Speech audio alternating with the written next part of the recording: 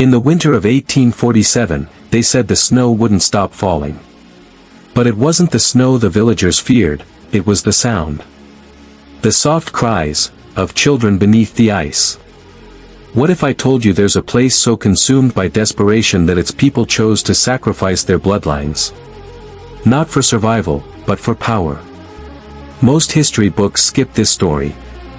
They whisper of famine and disease in the valley of Ashcroft. But the truth was far darker. When the frost came, the elders gathered in the church basement. They didn't pray. They drafted a list. A list of names, children no older than 8. And beside each name, one word was scrawled in red ink, offered. This isn't folklore.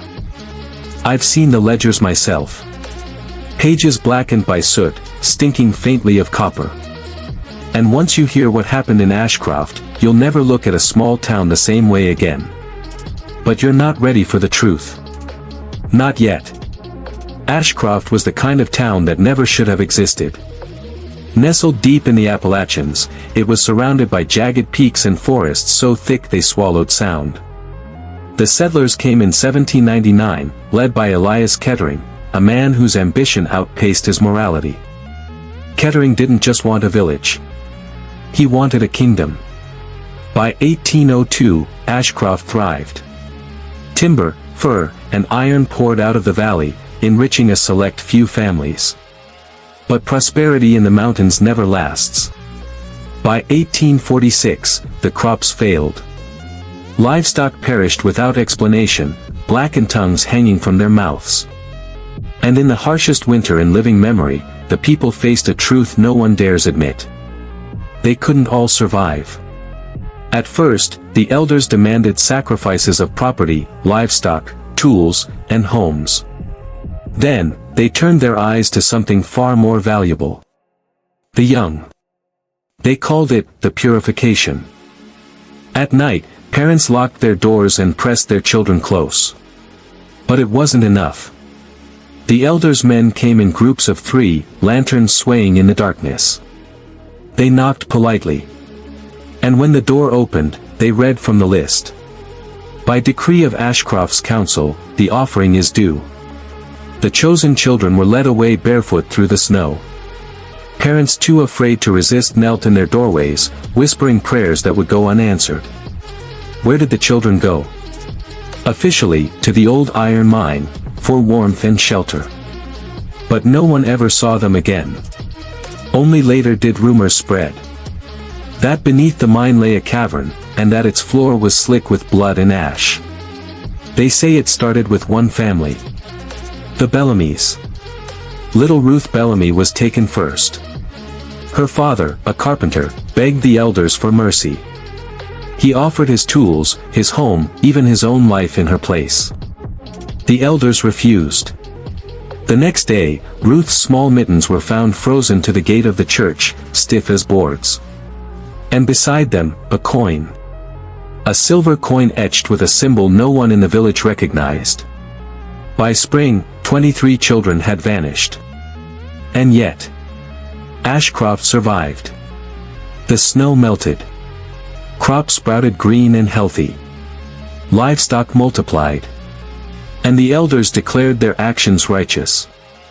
The children's purity has cleansed this valley, they preached. Their souls are in heaven. Their sacrifice, blessed by God. But some weren't convinced. It was Isaac Ward, the blacksmith, who first spoke out. He called the elders liars, murderers in disguise.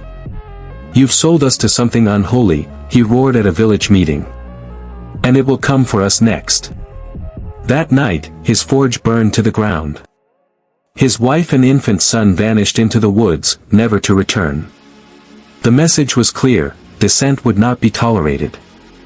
But what the elders didn't realize was that Isaac had found something before his death. In the ashes of the mine, beneath a rotted beam, he discovered bones. Tiny bones, marked with strange carvings. Carvings that matched the coin left on Ruth Bellamy's mittens. Ashcroft's children hadn't been sacrificed to God. The carvings matched symbols found in ancient grimoires, books outlawed by the church centuries earlier. The elders had struck a bargain. In exchange for Ashcroft's prosperity, they'd feed the hunger of an ancient thing. A being so old it had no name, only hunger. And once a child was taken, there was no return. But what of the parents who resisted? Those families vanished from the records entirely. Land seized. Names struck from church rolls. In Ashcroft's archives, their births and deaths were never recorded. As if they had never existed. And yet, in the woods, travelers would later report seeing ghostly figures. Small hands reaching from behind trees. Faces pale and silent, staring from the undergrowth. In 1865, a traveling priest, Father Benedict, arrived in Ashcroft. He claimed to have heard whispers of the town's past. He brought holy water, relics, and a journal filled with warnings. "Evil thrives here," he wrote on his second night. "I hear children crying in my dreams." On his fourth night, Father Benedict disappeared. The next morning, the elders announced he had left abruptly for Boston. But in the church basement, hidden beneath loose floorboards, someone later found his journal. The final entry read, "They promised me safe passage, if I gave them a name. A child's name. God forgive me. I gave it." By the turn of the century, Ashcroft's population dwindled. The elders' descendants still controlled the land, but the mines were empty. The forests, barren. Only one family remained, the Ketterings. And in 1902, their only son vanished on a winter's night. No one came to take him. No knock at the door. No list. Just a trail of small footprints leading into the forest, and stopping at the edge of an old stone well. Locals still speak of that well.